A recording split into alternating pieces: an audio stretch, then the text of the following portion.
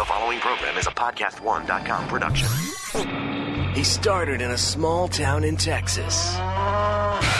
Worked his ass off to become one of the most famous wrestlers of all time. We're gonna take care of business tonight, and that's the bottom line. And now he's dominating the world of on-demand audio. And he's doing it for the working man. This is a damn good outlet for me to spew the bullshit off my brain. Yeah! This is the Steve Austin Show. Unleashed.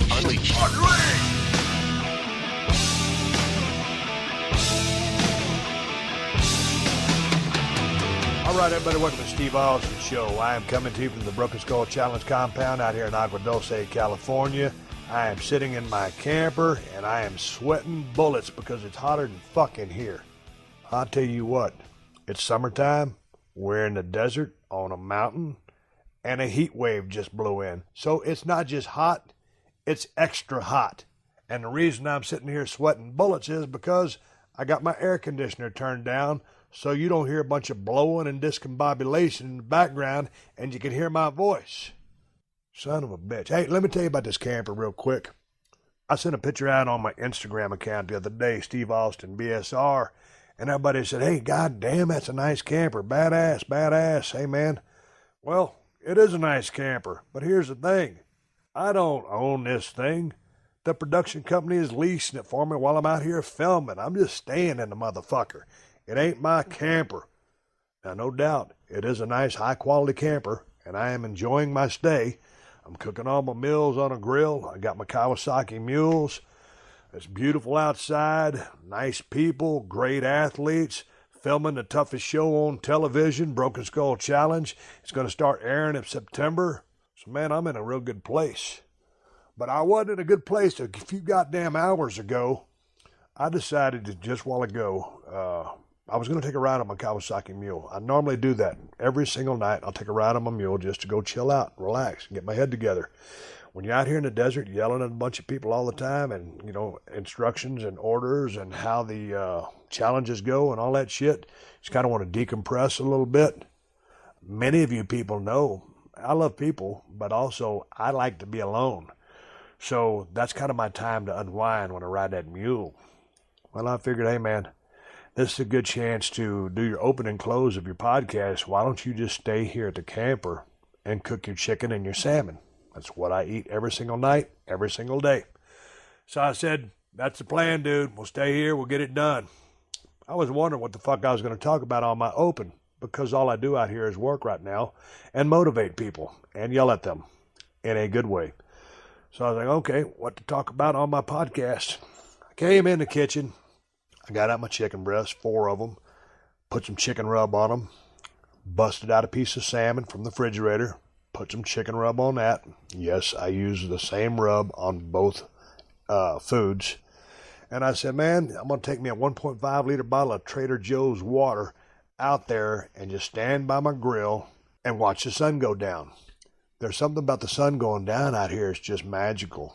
It's hotter than fuck during the day, but when that sun goes down, it's really magical. It is peaceful. There's no sirens. There's no helicopters. There's no bullshit. Just me and my grill. It kind of makes me miss Hershey a little bit because Hershey used to come out here with me when I first started filming this first 2 seasons. But I got a picture of Hershey right over here to the left side of me. I want to thank old Johnny 7 over there in the UK. He drew a picture of Hershey for me, and he captured her just perfectly.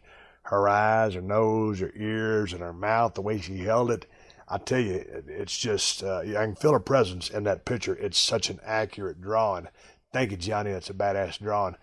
But anyway, back to the story. So I got Hershey out here in spirit, and I'm putting all the shit on my chicken and my salmon, and take my Trader Joe's water, and I'm out there. I got my Traeger grill going at 350 degrees. I preheated it. I put all the chicken breasts and the salmon on there, and I'm good to go. I'm sitting there relaxing, taking a swig of my water. You got to drink a lot of water out here when you're in the desert, folks, because it's hotter than blazes. You're very active. If you don't drink a shit pile of water, you'll get dehydrated. So at nighttime, I drink a shitload of water. And there I was, cooking chicken, salmon, enjoying myself. Out there almost in the woods. We're on a big movie lot. It's a couple 100 acres big, backed up to the mountains. I'm just minding my own business. Ain't bothering nobody. Everything is good in my world. All of a sudden, I'm standing there smelling my chicken and my salmon cook, looking at my timer. Okay, it's got more cooking to do. And I got my tennis shoes and my socks on. I just got off work, not too far before that.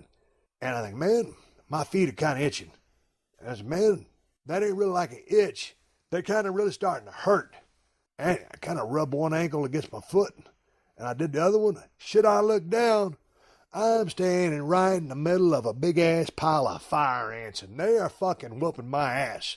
I mean, these son bitches, okay, here we are. I'm fighting with a bunch of fire ants. So basically, we're in a match. So they're playing the heel. I'm playing the part of the white meat babyface. And them son bitches, if we're going to have a match, how about shine me up a little bit? Maybe we do a little bit of Shane wrestling. Maybe a couple of high spots. Make me look good. No. These motherfuckers bypassed the shine spot and decided to go ahead and open up a set of heat on Steve Austin. Shit. Them things was kicking my ass, stinging the shit out of me. I was selling like Ricky Morton in a sold-out house. White meat baby face. And I'm thinking to myself, now, I'm dumb for standing these damn ants, but I ain't stupid. Stupid would be standing there longer so they can continue to kick my ass. And, it's one thing if I'm going to bother the ants, if I had intended to bother them, that they would sting me. But I'm just standing out there trying to grill my salmon and my chicken. I ain't trying to bother nobody. I'm sorry, ants, if I have invaded your territory. I'm just passing through. About a 30-day stay, and I will be off and out of your way. But no, these ungrateful, sorry motherfuckers don't want to shine me up. They go to work on my feet, my toes, my ankles. They're beating the fuck out of me. I didn't even get a shine spot. So I figured, okay. I yanked off my socks. I yanked off my shoes. I beat my shoes together to get all the damn ants off of them. And I said, well, shit. I ain't got no gasoline to put on them. I ain't got no ant spray to put on them. I ain't even got a fly swatter if I wanted to hit them on the ground. I'm not going to sit there and beat them with my damn shoes that I just took off. So I'm thinking, what can I do to extract some revenge? What can I do to make some type of comeback? Because they drew first blood. That's what Rambo said. That's what John J. Rambo said. They drew first blood, not me. Well, motherfuckers, you drew first blood on Steve Austin, and I don't take that too lightly. Motherfuckers going to sting in my feet when I'm just trying to grill some salmon and some chicken. You ain't going to get away with it. So I said, well, shit. I ain't a rocket scientist. How do you whip up a comeback on about 400 ants? I said, I got it. I'll work up a number 6 on them. A number 6, you ask? What's that? Well, here's what a number 6 is. It's a Blazing Saddles reference if you missed it. I took a small piece of chicken. I laid it on the ground. Yep, them motherfuckers came swarming. As soon as a bunch of them got on it, I put that damn piece of chicken in a Ziploc bag. I came into my camper. I opened the door, and I laid on the floor. And those ants were crawling around inside that Ziploc bag. They thought they made out like a bandit with a big-ass piece of chicken. Not so fast, motherfucker.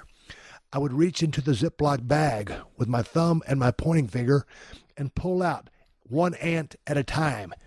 I would sit their little sorry ass on the camper floor and thump their ass right out of the fucking trailer. Here's the thing. There was probably 300 or 400 ants outside.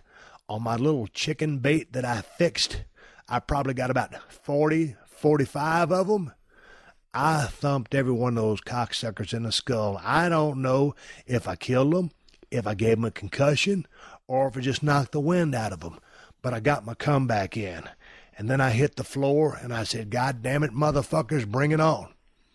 Not another single ant stepped up to take my challenge. Anyway, it's a bullshit story, but it's a true story. They was kicking my ass there for a second. And here's, goddamn, man, the whole coup on this thing is my chicken got ready. My salmon was ready. I got this little thermometer that you stick in the meat. I've never had one in my life. I've seen them. I've seen people that have them. I've seen them on TV.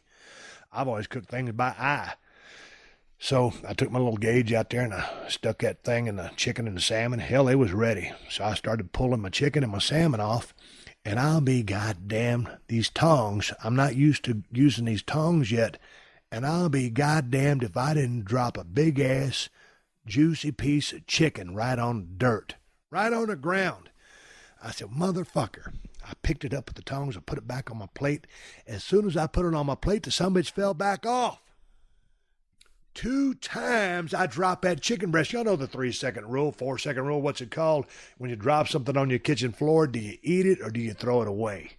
Fuck. I'd already lost a chicken breast previously in the back of the grill. That's what was baiting the ants in, that char grill piece of chicken that I dropped about 5 days ago.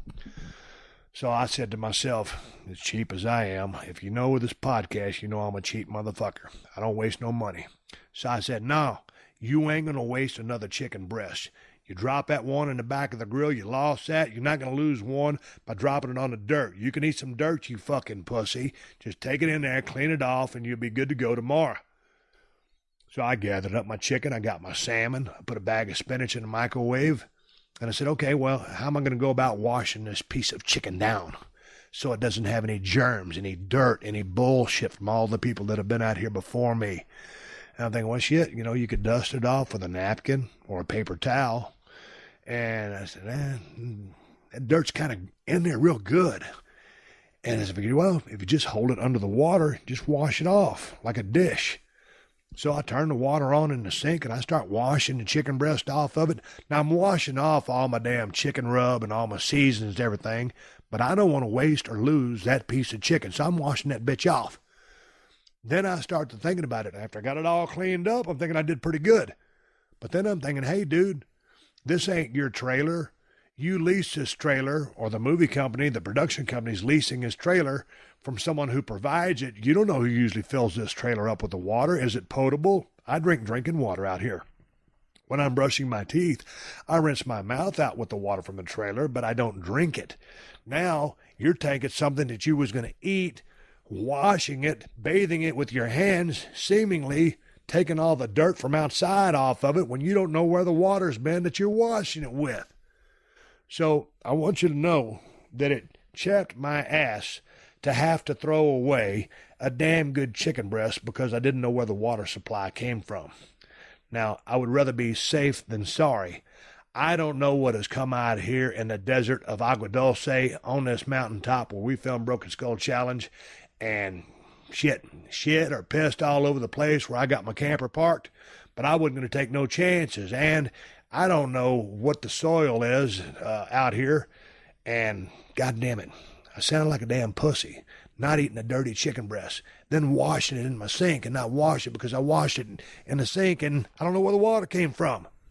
Hell, you got to figure, had I ate that piece of chicken tomorrow with that dirt on it, with the water on it, what if I got some kind of crazy stomach cramps or virus and I wouldn't have been able to continue shooting because I've been here shitting like a crippled goose because I ate all that bullshit. I couldn't take that chance, folks. I got to keep filming the toughest show on television out here for CMT. All of a sudden, all the damn contestants going to say, well, where are we at? Where's Steve at? I thought we was going to do some challenges. No, Steve can't work today. He's shitting like a crippled goose because he ate some dirty chicken that he washed in his sink. I can't have my reputation tarnished by that kind of story. It happened to me. I lost a chicken breast, but I ain't gonna get no goddamn stomach cramps from it. And now here's a word, here's a quick word to those ants out there. Don't ever fuck with me again. If you want to fuck with me, let's do some chain wrestling. Let's do some shit. Let's entertain the people. There ain't really nobody out here. But let's entertain each other. Let's have a proper match. You don't just jump me from behind and start stinging the shit out of me and working up a set of heat on me. You shine me up. Give me a couple of high spots. Make me look good. Get my shit in. Then you get some heat. I'll sell like Ricky Morton in a sold-out house. And then I'll make my comeback. Because when you piss me off, you pissed off the man that used to be the toughest motherfucker in the history of the WWF, and that's something you just don't do. So that is a word of warning to the ants that just whoop my ass. This is Adam Carolla from The Adam Carolla Show. If you care about predictions, you care about props. And right now, it's all about playoff pressure from the hardwood to the ice. Every possession, every shift, every shot, well, it all matters. BetOnline has always been the home of real sports betting. Deep markets, sharp odds, and player props built for fans who know these games aren't random. The NBA playoffs are heating up, stars taking over, series swinging on a single score, and in the NHL, it's all speed, grit, and sudden death moments where one goal changes everything. Lines tighten, pressure builds, and BetOnline delivers live betting and in-game odds that move with every bucket, every breakaway, every goal. This is where the action happens, where experience shows and where the smallest edge makes the biggest difference. BetOnline, the game starts here.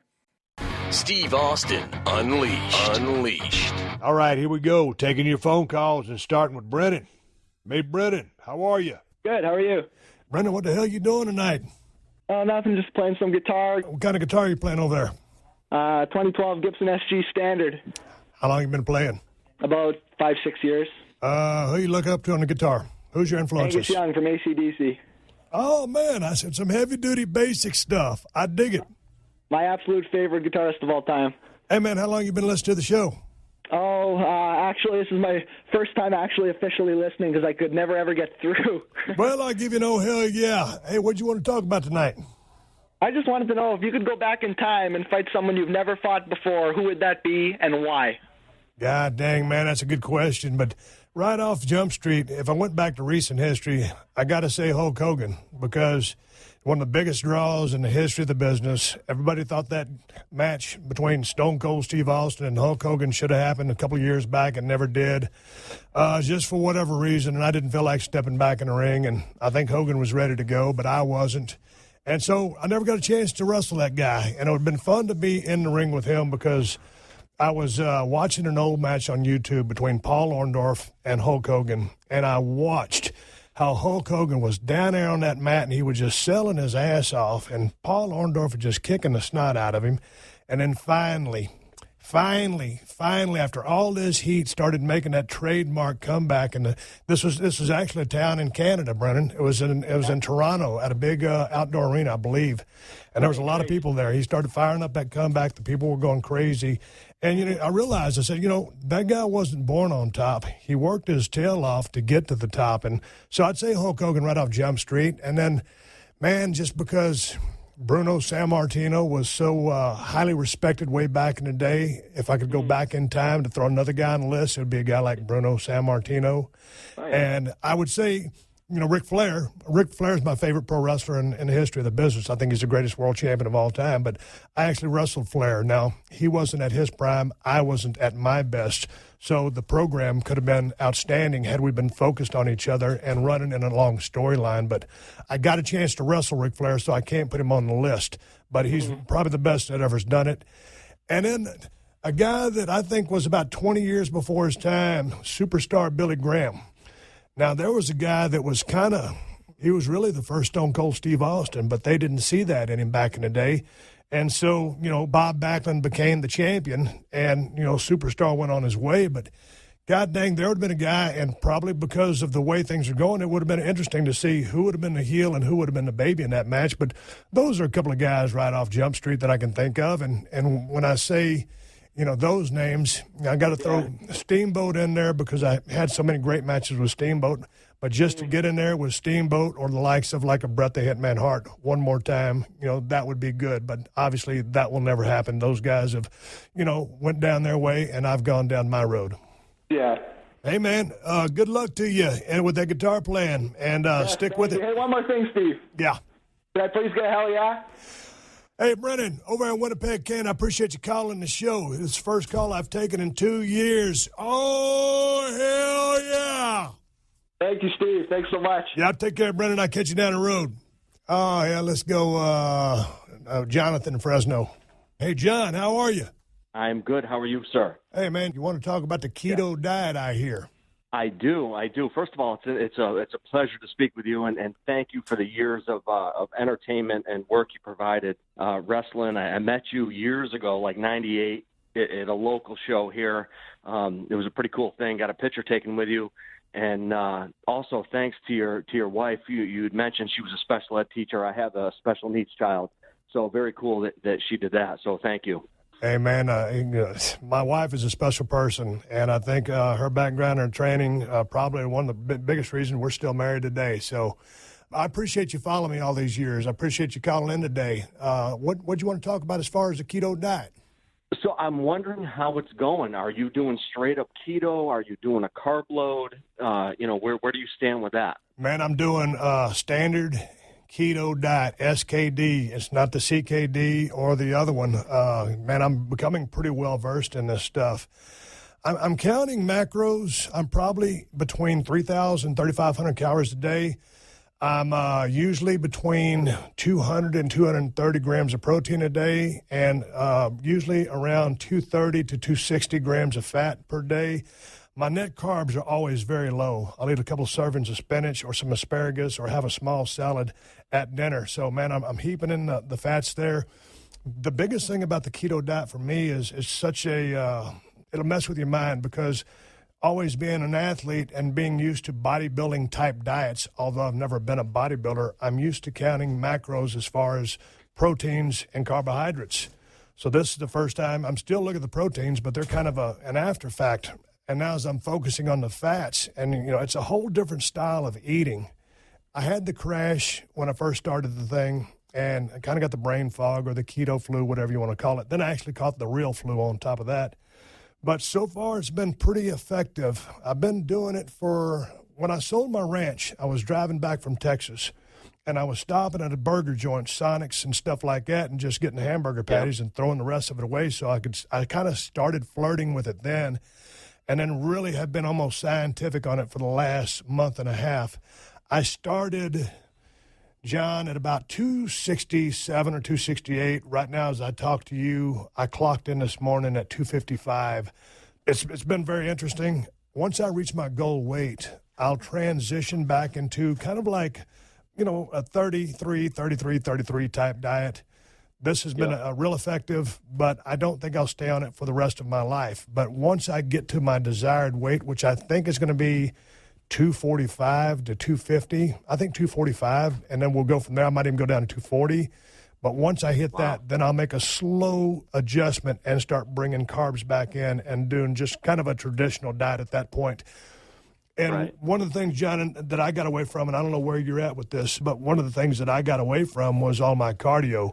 And when I stopped doing that cardio, along with the hunting season at the Broken Skull Ranch, man, everything just kind of started creeping up the scale. And start with the employment of the cardio, with the keto and the strategy, and lost the water weight. It's been very effective for me. Are you using this type of diet? Well, I'm looking at starting it this week. I had done years ago the old anabolic diet with Mario Di Pasquale. Where you do the keto during the week and you carb load like Saturday or Sunday. Like you have a program you're training for. I'm training for a vacation. We're going to the beach in the summer. So that's my project. And so I was going to start the keto tomorrow and start going hardcore for the next 6 weeks.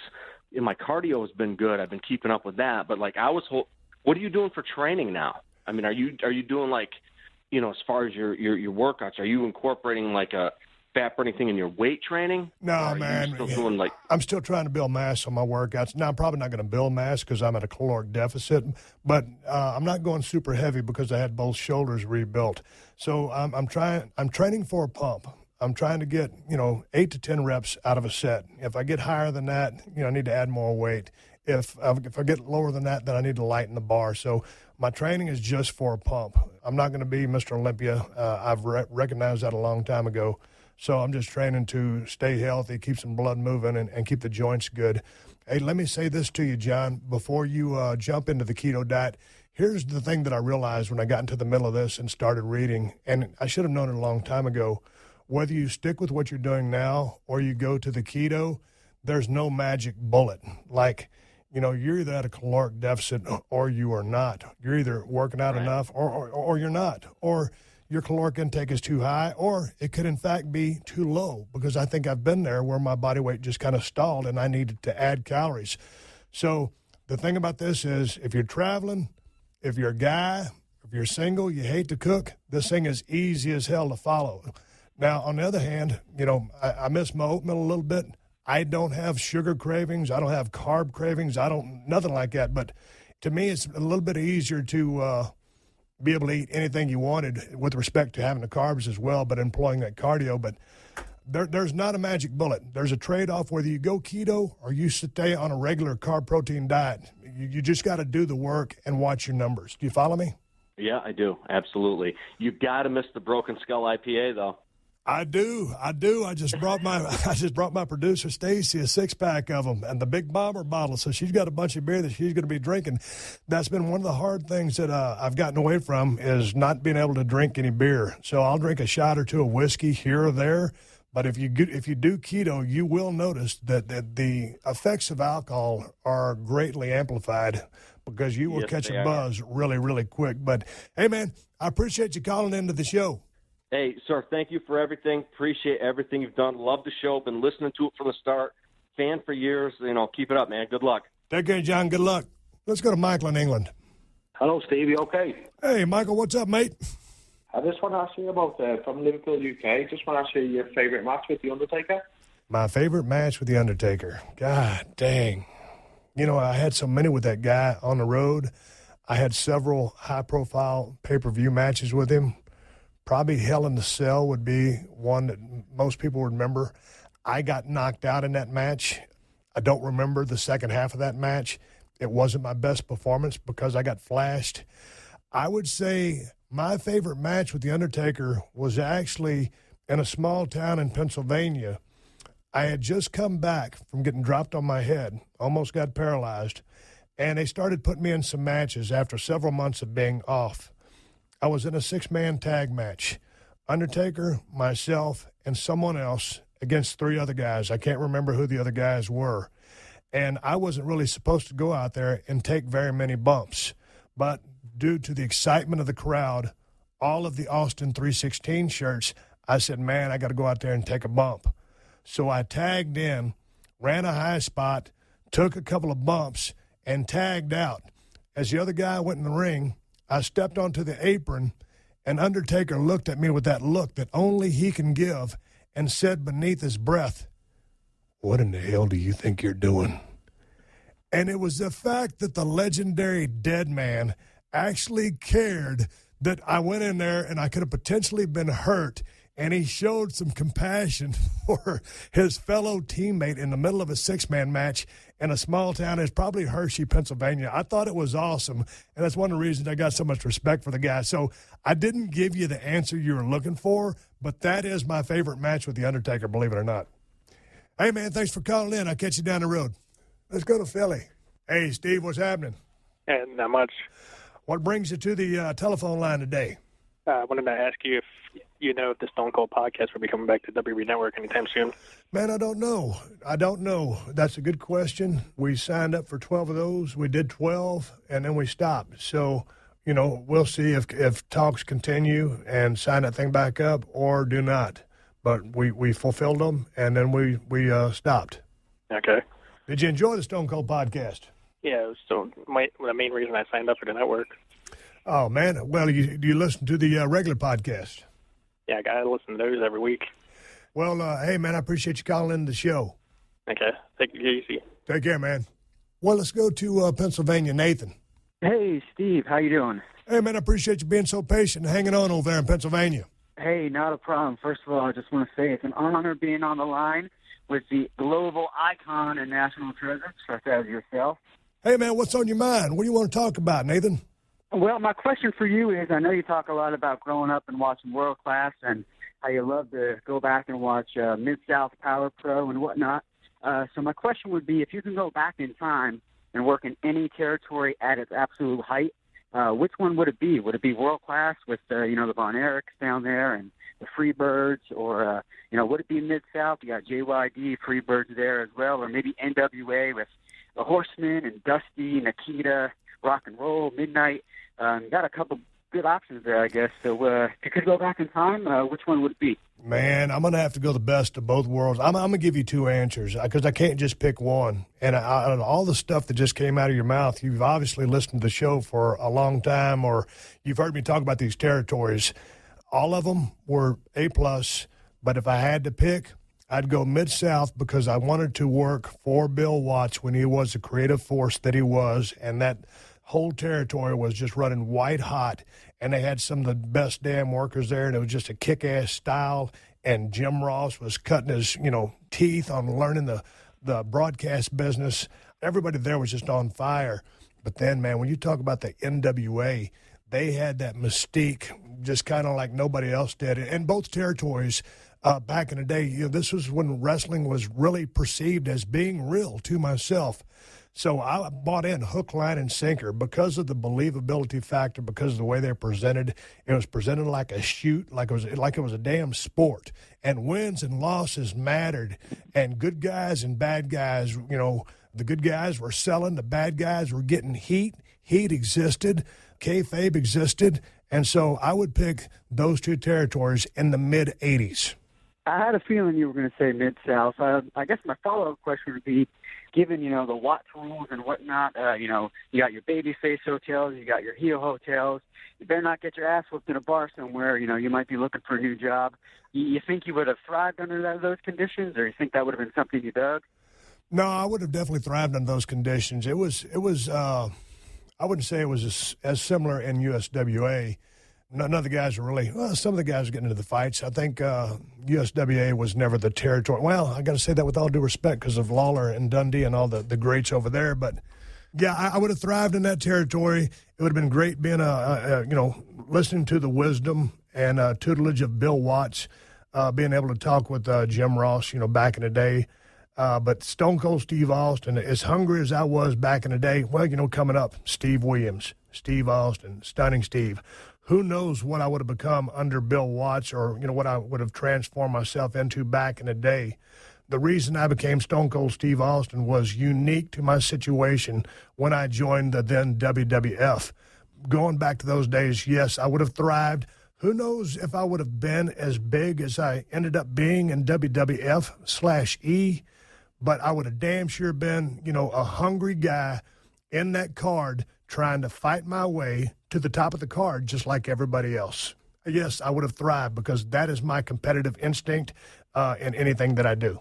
Yeah, I don't doubt that for a second. Well, I'm going to get off the line here. I know you got other callers, but got to say, man, I love getting 2 cans of audio whoop-ass every week from you, so keep up the great work, and I'll be listening every week. Nathan, take care of yourself. I appreciate you calling in.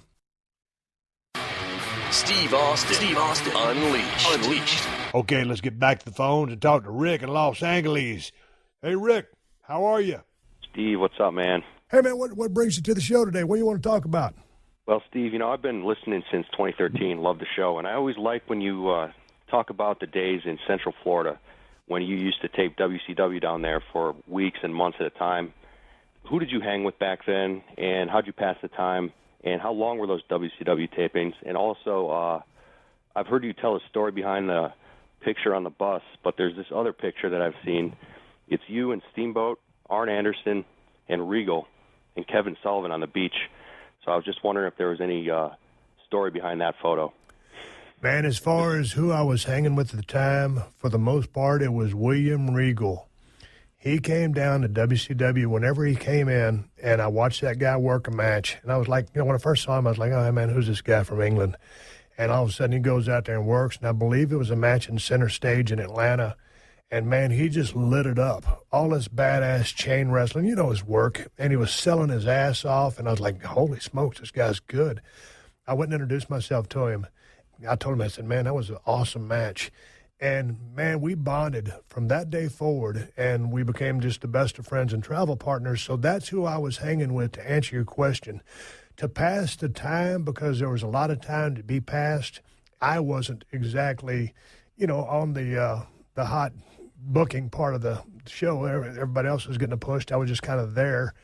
And so we had a lot of time to kill, and we killed it I killed it by drinking a lot of damn whiskey and a lot of beer. And there used to be an English pub called Rover's Return in Kissimmee, Florida, right outside of Orlando. And me and William would stay out that neck of the woods. And we would go to Rover's Return, drink Guinness Stout, and throw darts every single night, all night. Then we'd get up, go to the gym, and then we'd go to the television tapings. That's the answer to that part of the question. As far as that picture, and we were all there at the beach that day, and we were just hanging out, and someone snapped that picture. And I'm guessing that picture is probably from about, 93, 94. About 95, I was starting to get beat up. I was still in pretty good shape, it looked like then. Then I was going to tear that tricep off my arm before I headed to ECW and WWF. So I think that picture was, give or take, maybe 93, 94. And we were just hanging out on the beach, passing through, working our ass off, being pro wrestlers. So, Steve, I mean, I know that's a popular state to live. Did you, at least for wrestlers, I should say, because of the state income tax, I know you live in Texas throughout your career. Did you ever consider living in Florida back in the day? You know, a lot of the guys ended up down there in Tampa just because of the territory system back in the day. And then a lot of the WWF guys still live down there, and it was kind of a hotbed. But just because it was a territory and because a lot of people like living there because of the weather and the taxes. For me, just a little too far south, but I always loved all those towns, and I particularly loved Jacksonville, Florida. For some reason, that Coliseum in that damn town was just an awesome building. It was old school. It's probably still standing for all I know, but it had this great atmosphere in it. I never really thought about living in Florida. I was living in Atlanta at the time. That was a great hub to be based out of. You can make all the shots pretty damn easy with where we were taping at. But I'll never forget one time in Jacksonville, Florida. I'll give you a Brian Pillman story.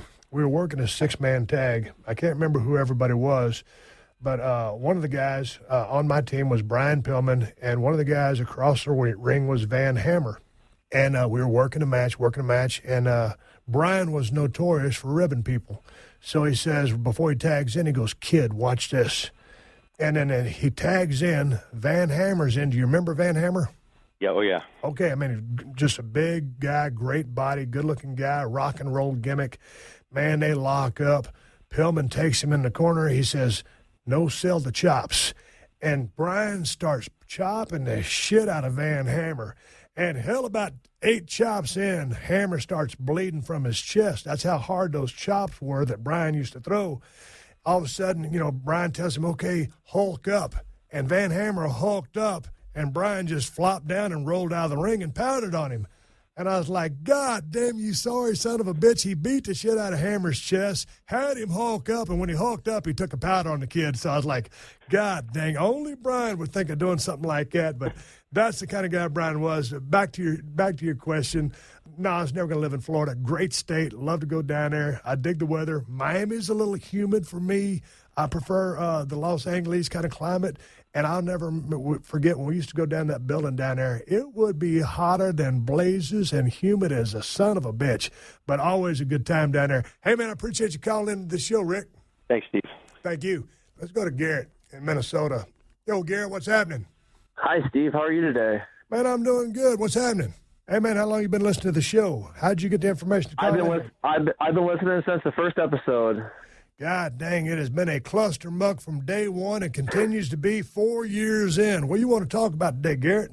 I was wondering, I go to a lot of conventions, and I get to meet a lot of celebrities and stuff. Like, I've met a lot of wrestlers like Ric Flair, Mick Foley. I got to meet Alice Cooper, Marilyn Manson, and I've been I think Alice Cooper got me the most starstruck, and I was kind of wondering if there's ever been a time in your life where you've met someone that really had you kind of starstruck.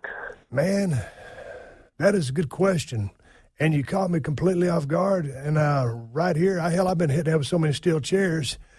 I'm trying to think. I'm sure I have back in the day. Certainly not for the last 15, 20 years. I just don't. Yeah. I mean, it's really nice to meet people that have done well, but I kind of take everything in stride.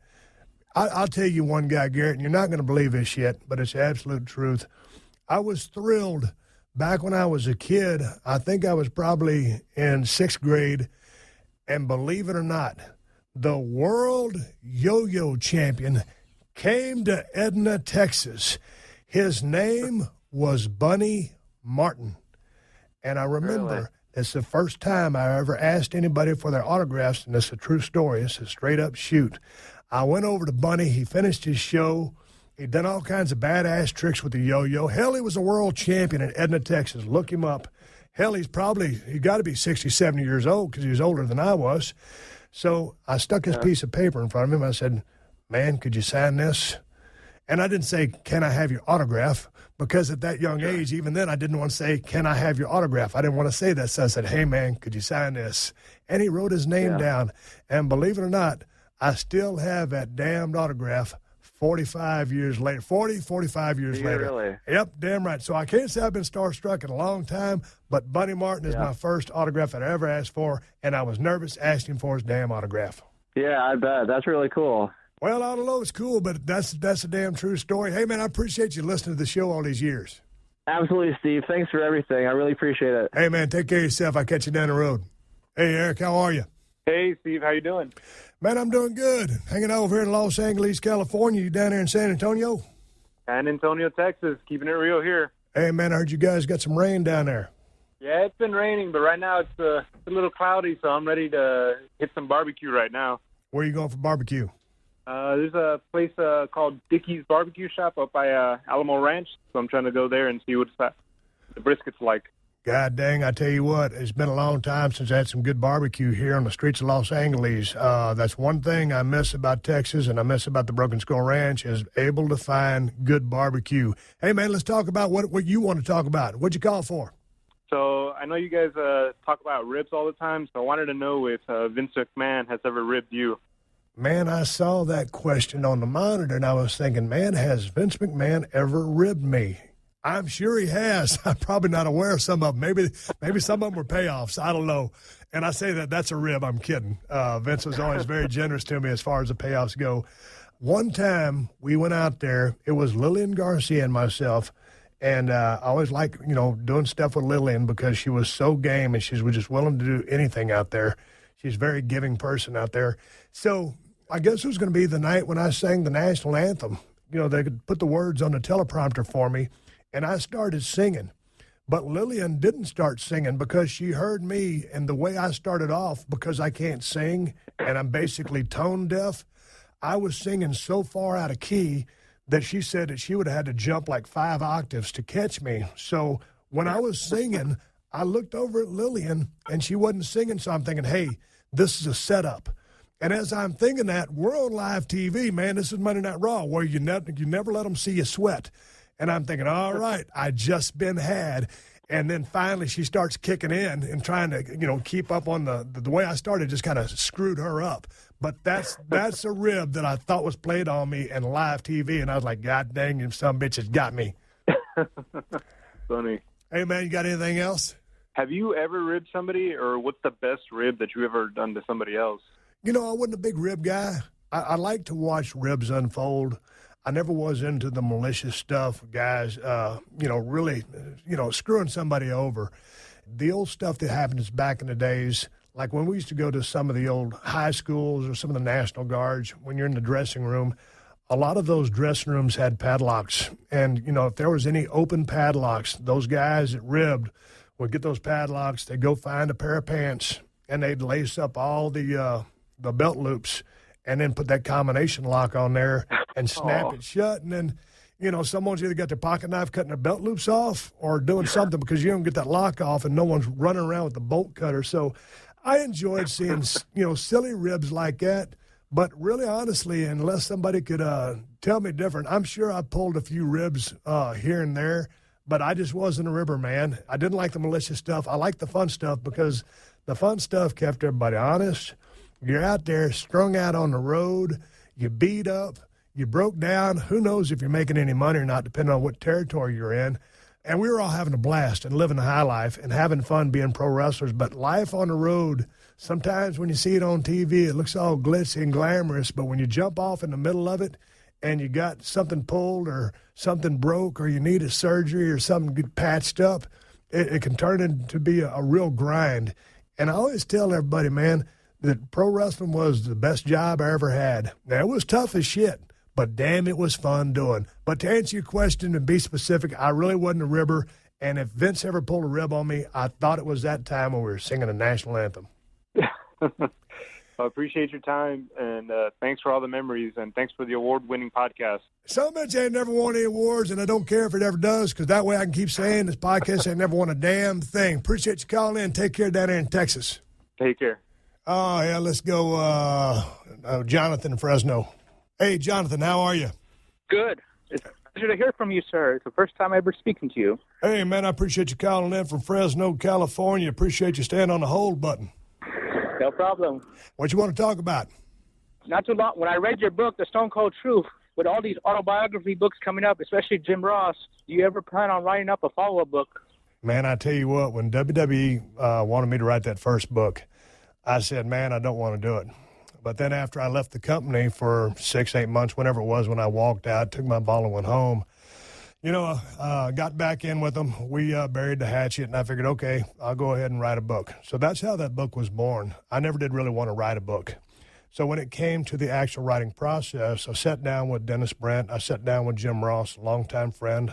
I flew to Oklahoma, stayed at his house. Jim and Dennis did a hell of a job in writing that book. But it was such a painful process. And you brought up Jim Ross. He's about to come out with his book.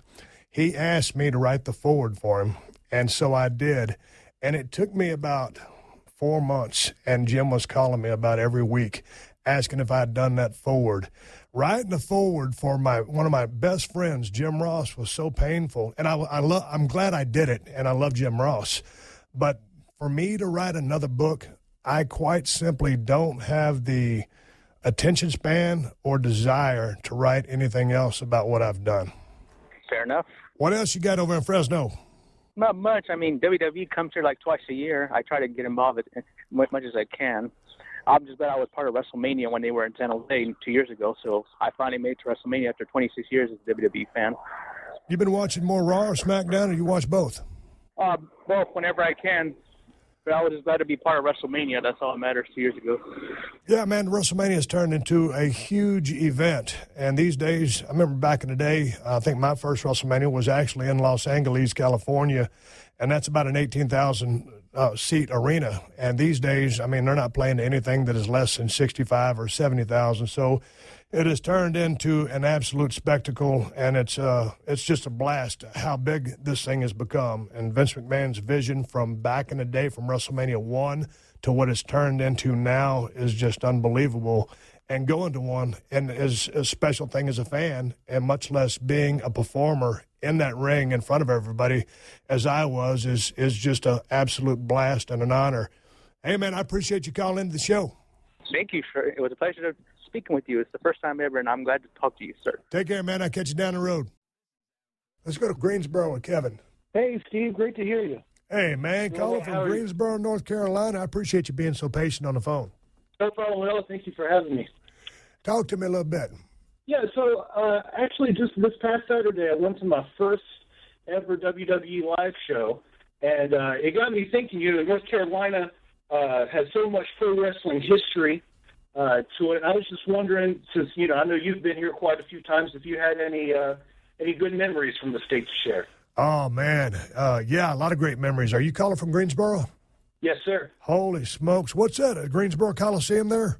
It is. I'm a whopping 5-10 minute drive down the road from it. Man, you talk about one of the all-time favorite arenas. And, to me, that was NWA territory. And for me, Flair kind of put that place on the map, because every now and then they do a television taping coming out of Greensboro, and that arena was just badass. And Flair was out there lighting it up. And, he's from North Carolina. Well, from many, but billed from North Carolina.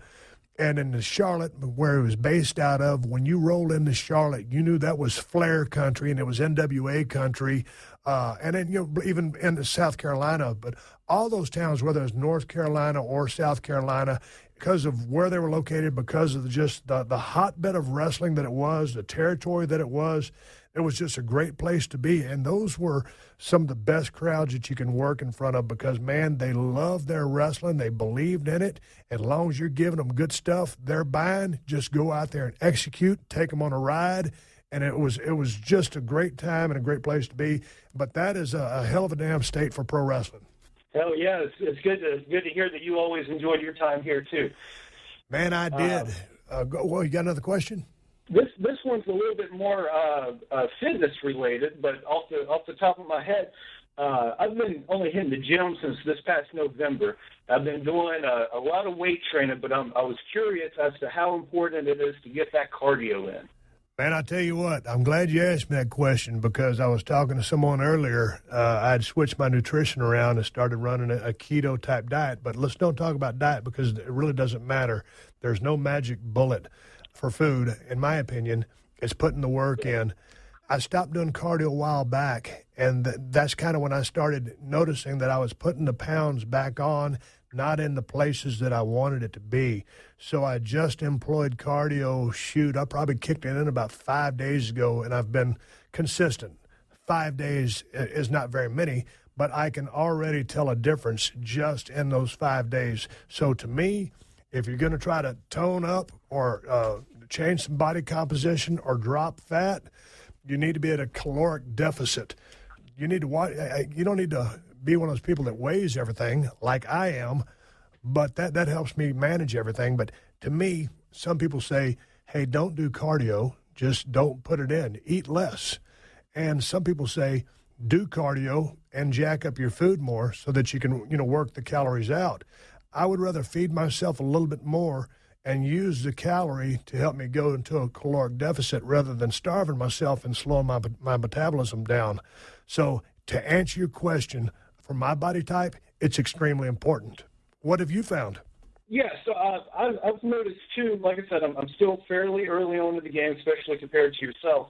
I have noticed that it does help me drop those LBs, and then there's a mental aspect to it as well. I think once you get going and you've been on there for a good 30, 45 minutes, and you got the Steve Austin show playing too, it just takes you to a better place. Hey man, I told my wife this morning. I walked in. I put in an hour this morning, and I walked back into the house. I rode. I've got an air assault bike. It's just like a stationary bike where the handles go back and forth, the kind you see the NFL football players riding on the sidelines. And I'll crank that thing up. I got the jams playing. I got the Pandora radio going. And I wasn't killing myself, but I just worked up a good sweat. And I walked in. I told my wife, I said, God damn, I said, I don't know why I stopped doing cardio because, to your point, it just makes you feel good. I mean, that sweat for me. Get all the toxins, all the bullshit, whatever, out of your body and just sweat a little bit. And I miss that. There's been times in my life where I was like a Dracula to a cross. I hated cardio, but I was getting a shit pile of it in the ring once we fired up and started wrestling every night. For me, it's kind of essential. So I'm glad I got it back in my life. Well, I'm glad to hear that too. Hey, man, stick with it. And the biggest thing is, in whatever you're doing, is consistency. Keep pounding the weights. Vary your cardio a little bit. Some long sessions, some short sessions, steady state, a little bit of high-intensity type stuff. Just mix it up. And if you always stick with it, watch what you're eating, watch the sugar calories on the drinks and the bullshit, and just consistency is the key. That sounds good to me, Steve. Hey, I tell you what, you are the greatest to ever open up a can of whoop-ass in the ring and the greatest to ever open up a can of audio whoop-ass on the podcast. I've been loving the show for years, and I'm hoping there's many more years to come. I'm going to keep laying them down if you'll keep downloading them. I appreciate you calling in, Kevin. Twice a week. Thank you, Steve. Take care, man. Let's go to Eric in Minnesota. Hey, Eric, how are you? Good. How are you, Steve? What do you want to talk about tonight? I'd like to talk to you about Terry Funk. All right. What do you want to talk about?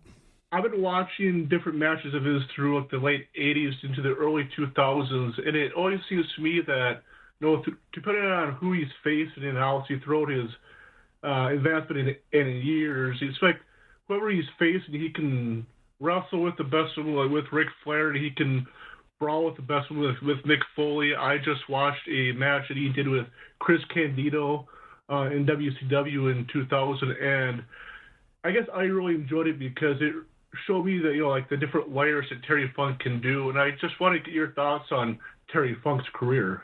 Well, first of all, he had an outstanding run, and he's one of my favorites. I mean, that guy had a mean streak in him as a heel, and he could talk so much trash. And you really, in any promo he did, I don't think he could cut a bad promo. And some of those promos he cut in ECW were just lights out. I loved his work in Japan, working with his brother Dory as a tag team or in singles. Sometimes when they'd tag up against Stan Hansen, Bruiser Brody. I like that style of his in-ring stuff. Some classic matches with Ric Flair, though. I mean, like you said, he could do it all. He could wrestle or he could brawl. And, being, second and third generation guy, Dory was kind of really the technician of the family. And then Terry was like, I don't know what you'd call it, this wildfire, just this spark about him that was just very spontaneous, and he could just light up a crowd. And he was just very authentic and very genuine.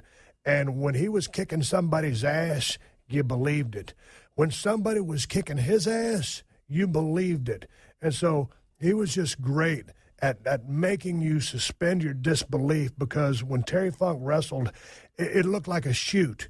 And he would throw in some of those over-the-top mannerisms that were a little over the top, but they were still acceptable. But I don't know that anybody could have been able to get away with them, like those random punches when he's in cell mode, whether he's working heel or baby, just stuff like that. I thought it was badass. One thing I always enjoyed, too, that you kind of didn't fully get to is I feel like he had that charisma that can connect with any crowd at any time period in any territory, wherever he wrestled at. Well, he was one of those guys, when he picked up a horn, you never knew what he was going to say. So, you always get these people say, oh, man, who's your top 3 or top 5 promos? There's so many guys that are on the list these days. And, it's not even, you can't even make a list. Terry Funk is one of the great talkers in the history of the business. But, yes, to your point, just totally charismatic. As a heel, he had something that's just like, hey, man, this summit is really crazy. I think, maybe I thought wrestling was fake, but this dude he's serious. There's something that's really scary about him. Then as a baby, when he was selling, you believed him. And he just had that, he had the believability. You can't teach, I'm going back to what Enzo Amore would say, you can't teach certain things. You can't teach charisma. Terry Funk had it in spades, and he had the workmanship and the showmanship to go along with it. And that's why he had such a hell of a damn run. Do you have any fun road stories that you've had with Terry Funk over the years? No, man, I remember I wrestled Terry, I think it was San Antonio, on a shotgun Saturday night. I don't even remember the damn match. Hell, I think I was starting to get hot back then. But you step in the ring with Terry Funk, you're stepping in there with a damn legend. And it was like an honor. And hell, I just got off the phone, and someone asked me if I'd ever been starstruck. And I wasn't starstruck when I met Terry, but I was like, shit, that's Terry F. and Funk right there. And all of a sudden the bell rings, and you're doing business with that guy. It's like, hey, man, this is pretty damn cool. So I just remember bits and pieces of things with him. I've been hitting the head with so many steel chairs. There's a lot of shit I don't remember, but I just remember having fun. And one of the things I remembered about Terry was a few times I got to just sit down with him and drink a couple of cold beers and shoot the shit. And he's just a cool dude. He understands every aspect, every element of the business of professional wrestling. And he's one of the great minds in the history of the business, and one of the great performers as well. I got nothing but good things to say about that guy. Yeah, like you mentioned, I've always appreciated as a fan his psychology, depending on who he's facing, from ECW to Japan, like you mentioned. I guess as a fan, I don't know who. I think there's very few people who had the psychology part down better than Terry Funk. Well, that's an interesting thing that you bring that up, because as much psychology as Terry had, when he started going to Japan and doing all those hardcore matches with Mick Foley, who's a very good friend of mine and my former travel partner, and they started doing all those crazy hardcore matches, and hell, he started doing that damn moonsault, and I was like, what in the hell is Terry doing? He's one of the most scientific, best brawlers in the history of the business. Now he's taking on an aerial assault, and he was just tearing his body up. So with all the psychology that he brought to the business, it really baffled me when he started doing those matches with Mick. Now, don't get me wrong, there were some badass matches, and there was psychology in those matches, the way they built them. But watching that guy punish his body and punish Mick, the way those two did was just unbelievable. Well, here's how smart he was. And speaking of psychology, taking all of his tools into ECW, and just to go into that barbaric territory that he went in ECW, he's probably the godfather of the extreme style. For sure. Yeah, I guess that's all I have, Steve. Thanks for taking my call. Hey, man, I appreciate you calling into the show. Thanks for listening. All right, everybody, give me the go-home cue. So I'm going to wrap up this podcast and ride off in the sunset. Before I do, I want to say thanks again to everybody who called into the studio a few weeks back. I got a few more phone calls left to air, and we'll get to those in a couple of weeks. And like I said, I'm hoping to do more call-in shows in the future, but I will come up with a specific topic or subject for us to talk about. So thank you one more time for calling in, and now it is time for a video of the week. And after that last call with Eric in Minnesota talking about Terry Funk, I found a couple of short videos on YouTube of Terry cutting promos. If you just put Terry Funk promos in the search bar, it'll pull up several of them. But the one that I like the most, and the payoff is at the end of the promo, fancy that, but check out the one that says Terry Funk, Eddie Gilbert promo, 5/4/1993. It's some good shit. I popped at the end, so check that out. Terry Funk is an absolute legend. I have nothing but the highest respect for that guy. Tough as nails. Great worker, great entertainer, great promo. Fuck, he was a great pro wrestler. End of story, bottom line. Check it out. Hey, ProWrestlingTees.com/Steve Austin has all the shirts that I wore in previous seasons of Broken Skull Challenge, and now that we're starting Season 5, we'll have a bunch of new T-shirt designs available soon. The show starts airing in September on CMT. Boy, I tell you what, if you're thirsty, like I am, the best damn IPA on planet Earth is Broken Skull IPA at El Segundo Brewing Company, and you can get Broken Skull IPA at Whole Foods and Total Wines if you live in California. If you ain't in Cali, check InsideTheCellar.com and see if they ship to your state. And if you're looking to get either the Cold Steel Broken Skull knife or the new Working Man knife, you can get them at my new Amazon store. Amazon has the best prices on both knives. Just go to Amazon.com/shop/Steve Austin. I've got to say one more thank you to all the fine sponsors of the Steve Austin Show. That's how I'm able to do this podcast for you twice a week for free. And you can find all my sponsors at PodcastOne.com. Just click on the Killer Deals button at the top of the page and then click on the Steve Austin Show banner. Folks, if you want to follow me on Twitter and Instagram, I am Steve Austin BSR.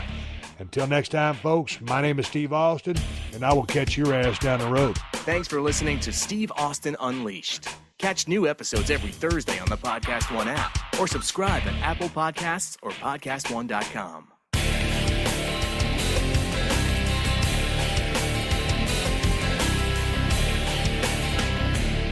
Pluto TV has thousands of free movies and TV shows. We're coming at you with everything we got. This is the mindset. Free. This is the mantra. Free. This is the mindset. With movies like Pineapple Express, the entire Star Trek film franchise, and Gladiator, and TV shows like Survivor, SpongeBob SquarePants, The Fairly Odd Parents, and Ghosts, Pluto TV is always free. Huzzah! Pluto TV. Stream now, pay never.